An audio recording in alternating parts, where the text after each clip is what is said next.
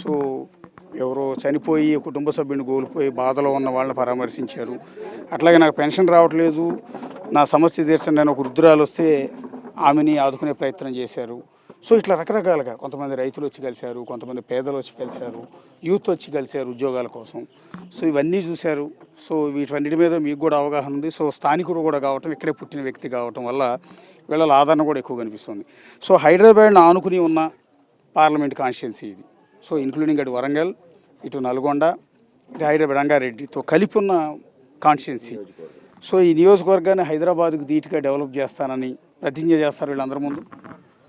హైదరాబాద్కి ధీటుగా చేస్తా అని చెప్పి కేసీఆర్ లెక్క అమెరికాను డల్లాస్ చేస్తా అని, లేకపోతే ఇంకే ప్యారిస్ చేస్తా అని కాదు. వీళ్ళకి కావాల్సింది 60 అంతస్తుల బంగళాలు కాదు. ఇక్కడ వీళ్ళకి కావాల్సింది వాళ్ళ స్థితిగతులు మెరుగుపడాలి, వాళ్ళకు ఉద్యోగాలు రావాలి, వాళ్ళకు పింఛన్లు రావాలి, వాళ్ళకి ఏదైనా ఆరోగ్యం బాగాలేనప్పుడు వాళ్ళకి హాస్పిటల్కి పోయినప్పుడు వాళ్ళకి ఆరోగ్యశ్రీ కావాలి. వీళ్ళు ఏది కోటీశ్వర్లు కావాలన్న ఆలోచనలు లేరు. మేము కూడా పెద్ద పెద్ద కార్లల్లో తిరగాలని, హైదరాబాద్ నగరి వాసులు లెక్క అందలాలు ఎక్కాలని లేదు వీళ్ళకు. మినిమం మేము మా కష్టాలు ఉండొద్దు, మమ్మల్ని ప్రభుత్వాలు ఆదుకునే సమయంలో ప్రభుత్వాలు ఆదుకోవాలన్న ఆలోచనలు.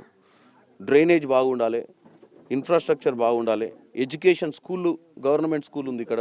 నాకు తెలిసి ఇక్కడ చాలామంది మేమందరం గవర్నమెంట్ స్కూల్లో చదివిన వాళ్ళం. ఈ ఊర్లో గవర్నమెంట్ స్కూళ్ళల్లో టీచర్లు కరెక్ట్ రావాలి. ఒక మ్యాథ్స్ టీచర్ లేకపోతే 10th క్లాస్లలో మిగతా టీచర్లు వచ్చి కూడా ప్రయోజనం ఉండదు.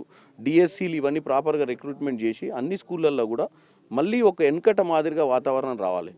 ప్రైవేటైజేషన్కి తోడ్పడి ఇప్పుడు ఏమైపోయిందంటే ప్రతి ఒక్కరు ప్రైవేట్ స్కూళ్ళలో చదువుకోవడము, ఆర్థిక ఇబ్బందులు ఉన్నోళ్ళు కూడా పిల్లల్ని చదివేనికి అప్పులు చేసి చదివాల్సిన పరిస్థితికి వచ్చారు.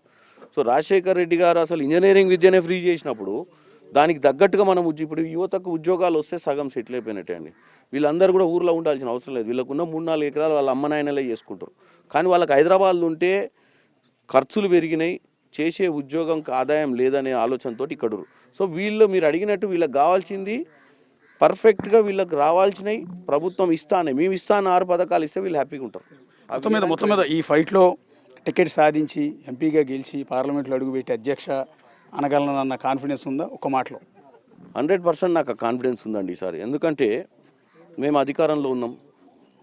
నేను పనిచేసిన విషయము మా ఊరోళ్ళకే కాకుండా మా ముఖ్యమంత్రి వారిలో రేవంత్ రెడ్డి గారికి కూడా నేను ఎవరో తెలుసు. నేను ఎంత పని చేసినో ఈ పార్టీ కోసం తెలుసు. మా ముఖ్య నాయకులు కోమటిరెడ్డి వెంకటరెడ్డి గారు, రాజగోపాల్ రెడ్డి గారికి కూడా సరే ఈ పార్లమెంట్ ఎన్నికలప్పుడు తిరిగినాము.